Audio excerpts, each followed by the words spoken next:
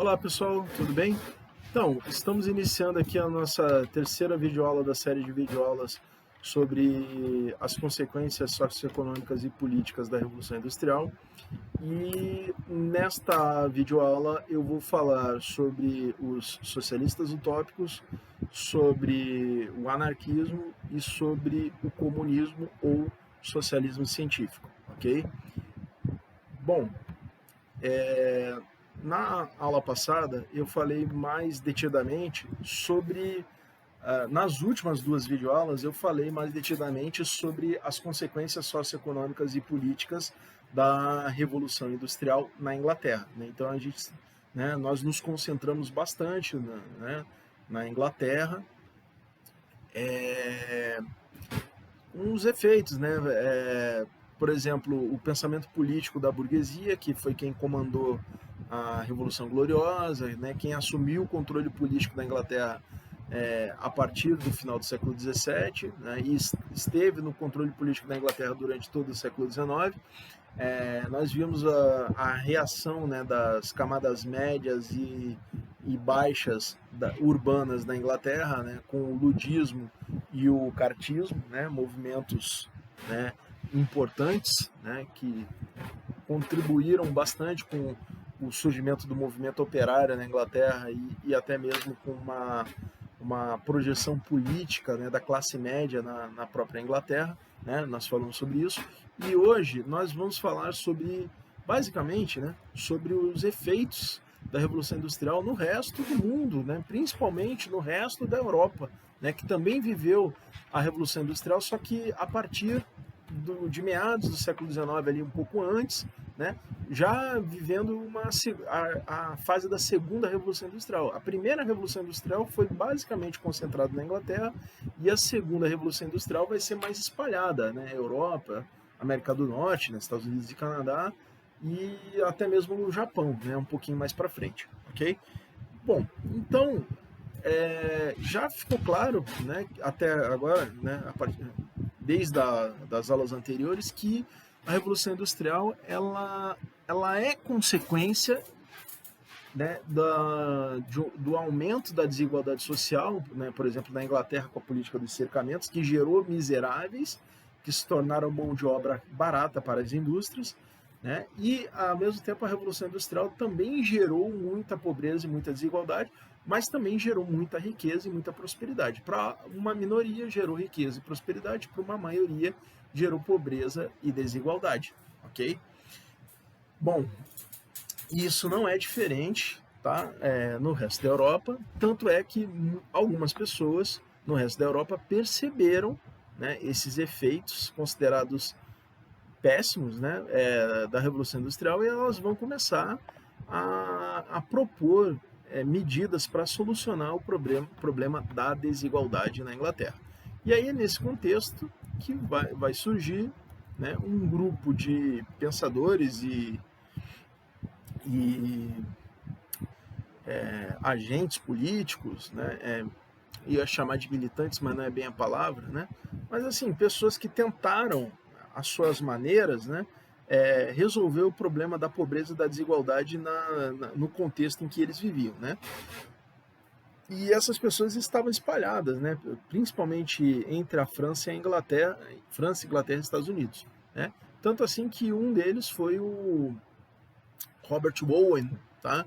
que, que era um socialista utópico, portanto, né? E aí eu já explico o que é o socialista utópico. O Robert Owen ele vai propor como forma de solucionar o problema da desigualdade no capitalismo que os trabalhadores se organizassem em cooperativas, né? Cooperativas são organizações de ajuda mútua, né?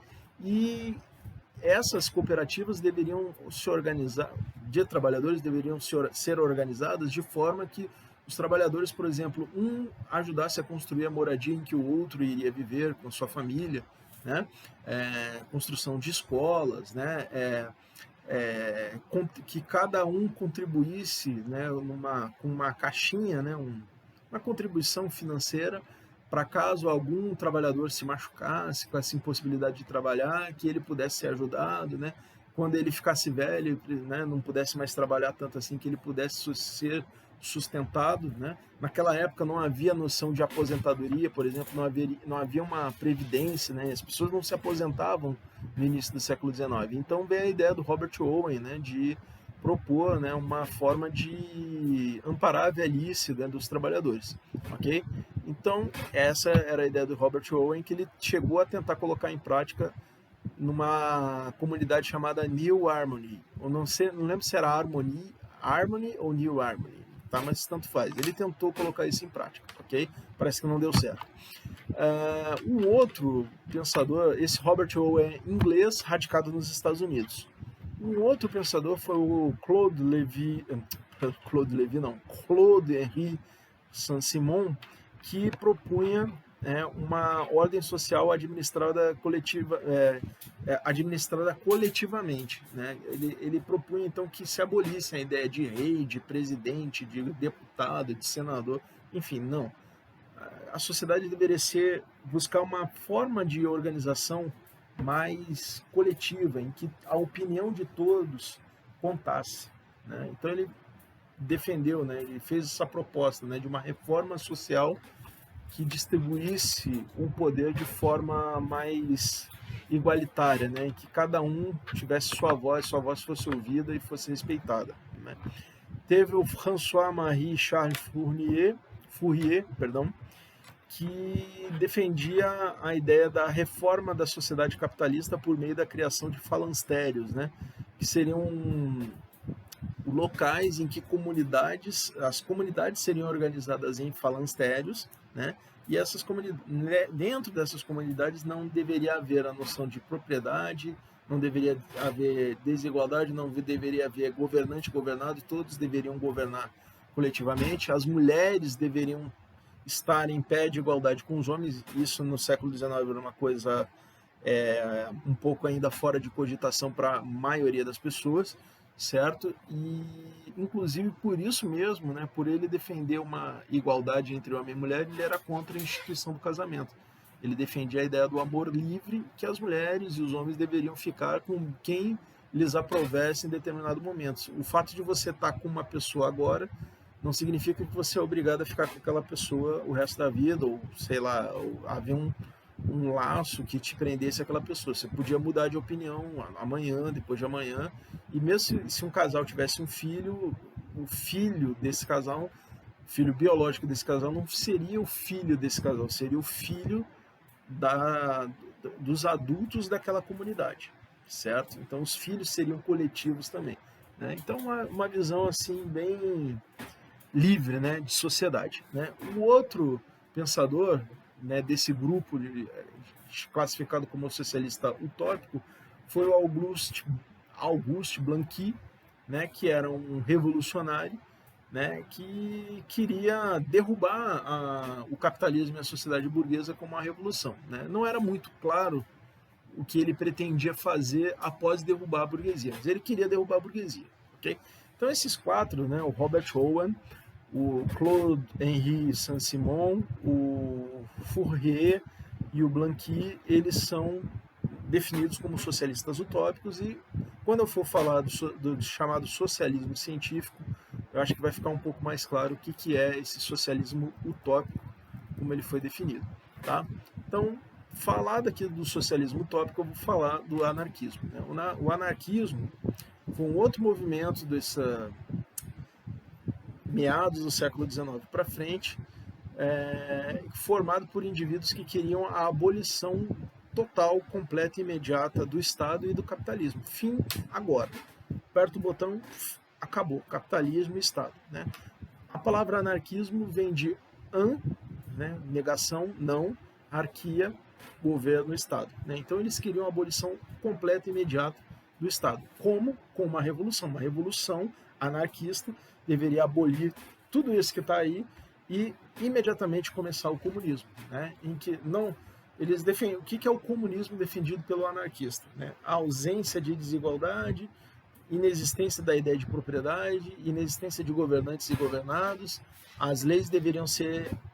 Aí é muito interessante. O anarquista ele entende que uma decisão só deve ser tomada se todos os indivíduos do grupo concordarem com aquela decisão. Enquanto todos não concordarem, não tem decisão, né? Então a ideia de que somente quando todos concordam é que tem legalidade, justiça numa decisão, ok?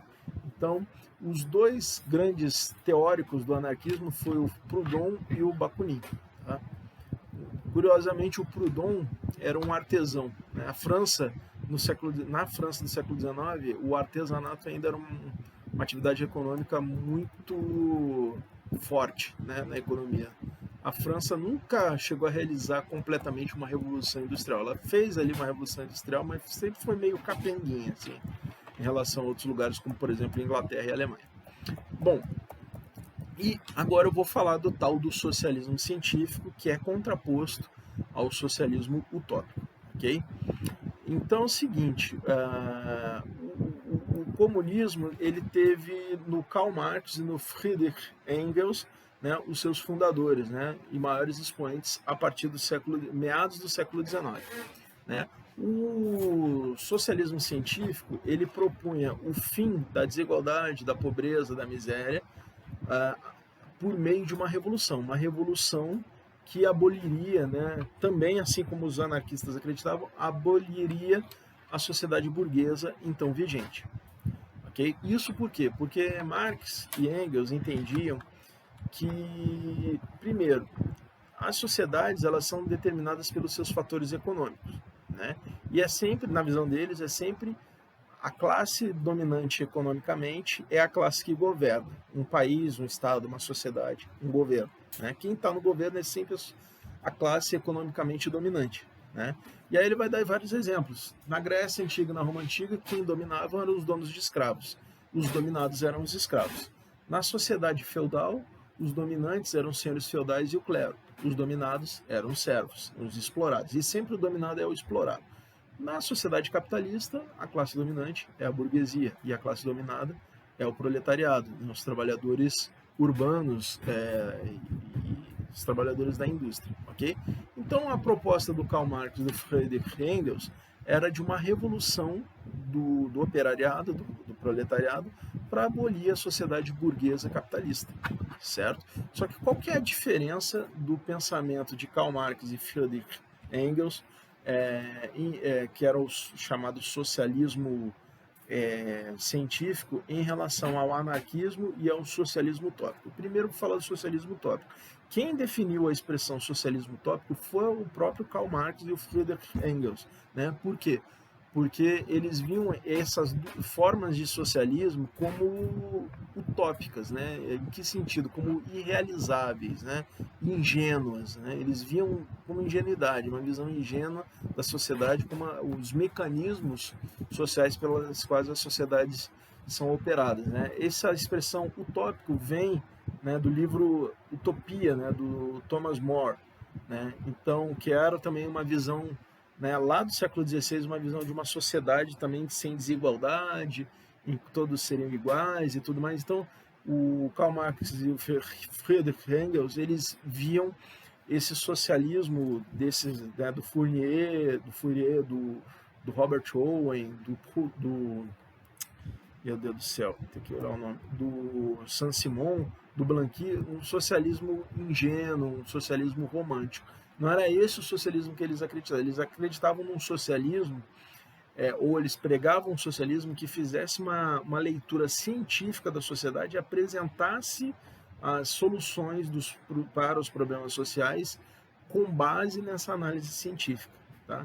Isso é importante observar que no século XIX, a ciência era muito valorizada. Então, até mesmo na área de humanas, né, os conhecimentos buscavam, né, a sua aparência de cientificidade, né, e até uma proposta política revolucionária buscou essa, digamos assim, essa legitimação na ciência, né? Não, é legítimo por quê? Porque é científico, né? A gente está certo porque a gente não está fazendo aqui uma defesa romântica de um ideal elevado de sociedade. Não, a gente fez uma análise científica e com base nessa análise científica a gente quer melhorar a sociedade, ok?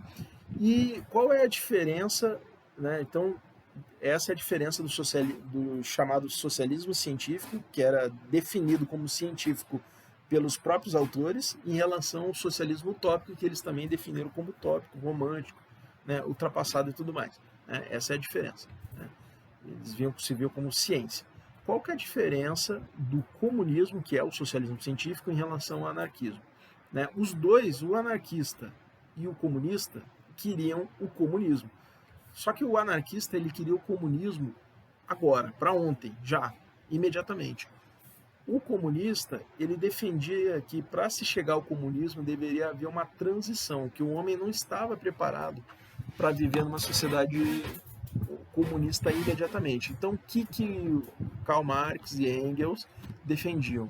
A criação provisória de primeiro, né, a implosão do Estado burguês capitalista, né, o fim desse Estado burguês capitalista, e no lugar, né, usando os escombros do Estado burguês, construir um Estado socialista.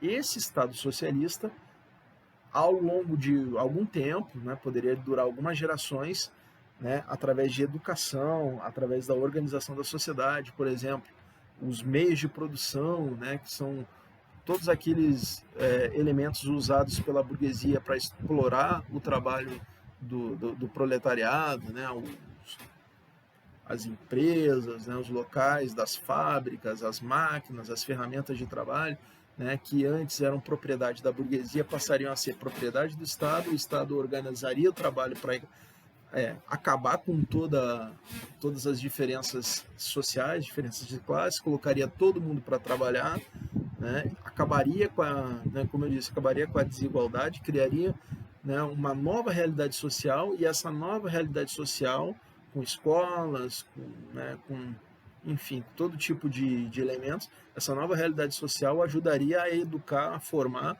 um novo homem com uma nova mentalidade, e esse novo homem com essa nova mentalidade, ele estaria pronto para viver numa sociedade sem Estado. Aí sim viria o comunismo, ok? Então, os socialistas científicos, também chamados de comunistas, diferentemente dos anarquistas, que queriam o comunismo agora, eles não queriam o comunismo agora, eles queriam uma etapa provisória, que seria o Estado socialista, antes de se chegar ao comunismo. Tá? Então, essa que é a ideia desses dois pensadores aí, o Karl Marx e o Friedrich Engels, ok? E, dito isso, eu acho que dá para encerrar a nossa videoaula.